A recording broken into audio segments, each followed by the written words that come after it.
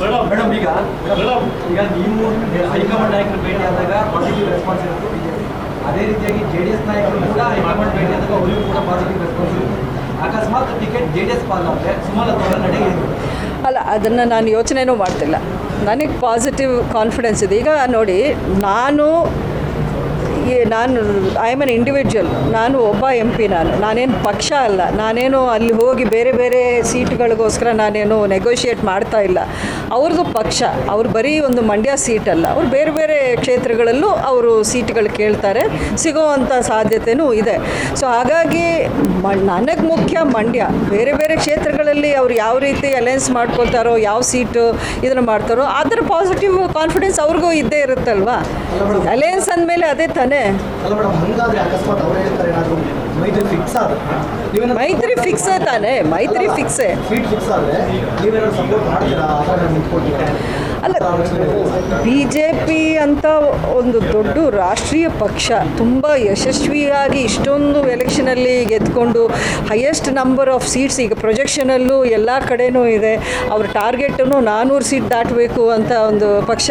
ಅದರ ಸಪೋರ್ಟೇ ಸಿಕ್ಕಾದ್ಮೇಲೆ ನನ್ನ ಸಪೋರ್ಟ್ ಏನು ದೊಡ್ಡ ವಿಷಯ ಅಲ್ಲ. ಅದು that is not the most important thing here. ಈಗ ನಮಗೆ ಅವರು ಎಷ್ಟು ಸ್ಮೂತಾಗಿ ಒಂದು ಟಿಕೆಟ್ ಸೀಟ್ ಹಂಚಿಕೆಯನ್ನು ಮಾಡ್ಕೊಳ್ತಾರೋ ಅಷ್ಟೇ ಎಲ್ಲ ಸ್ಮೂತಾಗಿ ಎಲ್ರಿಗೂ ನಡೆಯುತ್ತೆ. ಈಗ ಇವರು ನಿಮ್ಮ ಟಿಕೆಟ್ ವಿಚಾರಕ್ಕೆ ಸಂಬಂಧಪಟ್ಟಂತೆ ಒಂದು ಪ್ರಶ್ನೆ ಇದೆ.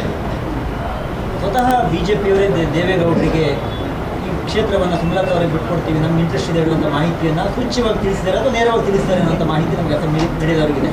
ನಿಮ್ಗೆ ಆ ಥರ ಏನಾದರೂ JDS ನಾಯಕರಾಗಲಿ ಅಥವಾ ಕೇಂದ್ರ ನಾಯಕರು ಸ್ಪಷ್ಟವಾಗಿ ಹೇಳಿಲ್ವಾ? ಇನ್ನು ಆ ರೀತಿ ಯಾವುದೇ ಸೂಚನೆ ನಮಗಂತೂ ಬಂದಿಲ್ಲ. ಎಲ್ಲರೂ ಕ್ಲಿಯರಾಗಿ ಹೇಳ್ತಾರೆ, ನಾವು ನಾಯಕರ ಜೊತೆಯಲ್ಲಿ ದೊಡ್ಡ ಲೆವೆಲಲ್ಲಿರೋ ನಾಯಕರ ಜೊತೆಯಲ್ಲಿ ನಾವು ನಿರಂತರ ಅಲ್ಲಲ್ಲಿ ಟಚಲ್ಲೇ ಇರ್ತೀವಿ. ಎಲ್ಲರೂ ಹೇಳೋದು ಇಷ್ಟೇ, ಎಲ್ಲರೂ ಕಾಮಾಗಿರಿ. ಯಾವ ರೀತಿಯ ಒಂದು ಫೈನಲ್ ಡೆಸಿಷನ್ಸ್ ಎಲ್ಲೂ ಆಗಿಲ್ಲ. ಅದರ ಪ್ರಿಲಿಮಿನರಿ ಡಿಸ್ಕಷನ್ಸ್ ಮಾತ್ರ ಆಗಿದೆ. ಯಾವುದೂ ಒಂದು ಫೈನಲ್ ಎಲ್ಲೆಲ್ಲಿ ಯಾರ್ಯಾರಿಗೆ ಅನ್ನೋದು ಆಗಿಲ್ಲ ಅಂತ. So we have to go by that. ಚುನಾವಣೆಗೆ ಸ್ಪರ್ಧೆ ಮಾಡಬೇಕು ಅಂತ ಈಗಿಂದ ಕೆಲಸ ಯಾವ ರೀತಿ ಶುರುವಾಗಿದೆ, ಕಂಟಿನ್ಯೂ ಆಗ್ತಾ ಇದೆ? ನೋಡಿ, ಅದರ ಒಂದು ಫಸ್ಟ್ ಸಭೆನೇ ಇದು. ಎಲ್ಲರ ಮೈಂಡಲ್ಲಿ ಏನಿದೆ, ಚುನಾವಣೆಗೆ ನಿಂತರೆ ಯಾವ ರೀತಿ ನಮ್ಗೆ ಸಪೋರ್ಟ್ ಸಿಗುತ್ತೆ, ಯಾವ ರೀತಿ ಎಲ್ಲರೂ ಅವರವರ ಒಂದು ಕ್ಷೇತ್ರಗಳಿಗೆ ಹೋಗಿ ಯಾವ ರೀತಿ ನಾವು ಒಂದು ಪ್ರಚಾರವನ್ನು ಮಾಡೋದು ಅಥವಾ ಒಂದು ಹೋರಾಟವನ್ನು ಮಾಡೋದು ಯಾವ ರೀತಿ ಮಾಡ್ಬೋದು ಅನ್ನೋದೊಂದು ಫಸ್ಟ್ ಸಭೆ ಅಂತ ಇಟ್ಕೊಳ್ಳಿ. ಇದನ್ನು ಇನ್ನೂ ಹೋಗ್ತಾ ಹೋಗ್ತಾ ಇಂಟೆನ್ಸಿಫೈ ಮಾಡ್ತೀವಿ ಅಷ್ಟೇ. ಮಂಡ್ಯ JDSಗೆ ಕನ್ಫರ್ಮ್ ಆಗಿದೆ.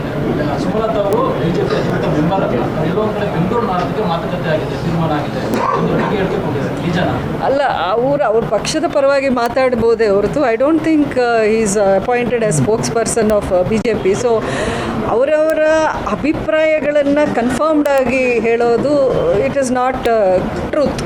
ಈಗ ನನ್ನ ಅಭಿಪ್ರಾಯ ಇರ್ಬೋದು, ಇನ್ನೊಬ್ಬರ ಅನಿಸಿಕೆ ಇರ್ಬೋದು, ಅದು ಪಕ್ಷದ ನಿರ್ಧಾರ ಅಂತ ನೀವು ಹೆಂಗೆ ಹೇಳ್ತೀರಾ? ನಾನು BJPಯ ಒಂದು ಅಧಿಕೃತ ಅನ್ನೋದು ಒಂದು ಟೆಕ್ನಿಕ್ಯಾಲಿಟಿ ಅಷ್ಟೇ.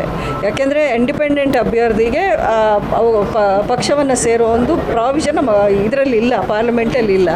ಅದು ಇನ್ನೇನು ಈ ಪಾರ್ಲಿಮೆಂಟ್ ಡಿಸಾಲ್ವ್ ಆದ ಕೂಡಲೇ ಆ ಒಂದು ಪ್ರಕ್ರಿಯೆನೂ ಆಗುತ್ತೆ.